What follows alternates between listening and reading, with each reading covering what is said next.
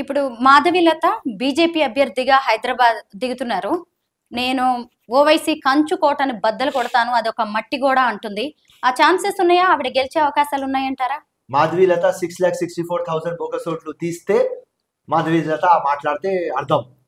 ఆ 6,64,000 ఓట్లు తీయకుండా మాధవీలత మాట్లాడితే ఎట్లా?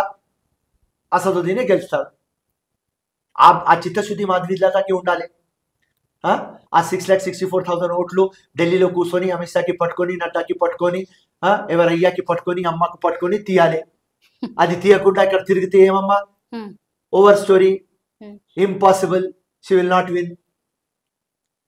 అంటే అంటే గెలవదు, ఛాన్సే లేదు. గెలవదు. అసదుద్దీన్ గెలుస్తాడు.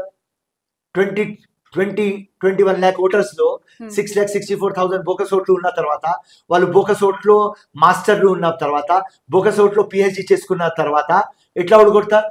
Madhavilatha okay, very good, right, background very good, passionate మహిళ, వెరీ గుడ్. కానీ గ్రౌండ్లో ఏమున్నది? ఆ దొంగ పిచ్, బోకస్ పిచ్. అది మంచి బ్యాట్స్మెన్ ఉంటే కూడా బోల్డ్ అయిపోతుంది, లేకుంటే లెగ్ బిఫోర్ వికెట్ అవుతుంది. నాలాగానే సింపుల్. ఆయన దగ్గర పవర్ ఉన్నది.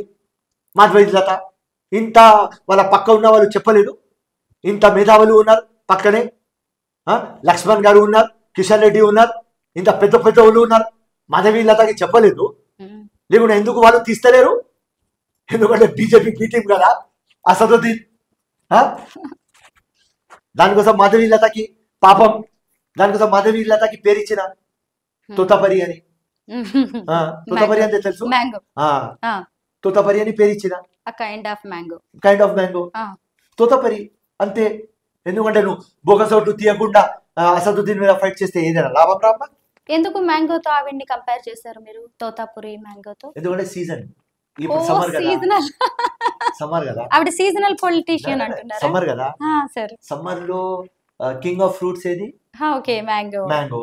ఓహో, ఇది తోతాపరి అంటే. ఈ సీజన్ కి మస్త్ హైదరాబాద్ లో తిరుగుతున్నారు. వెరీ గుడ్, తిరుగు. మీకు సబ్జెక్ట్ మీద అవగాహన ఉన్నది మాధవీలతకి, అది కూడా చెప్తాను. ఏది ఉంటుంది చెప్తాను, రైట్. మా పార్టీ కాకపోతే కూడా ఒక మహిళ రెస్పెక్ట్ చేయాలి.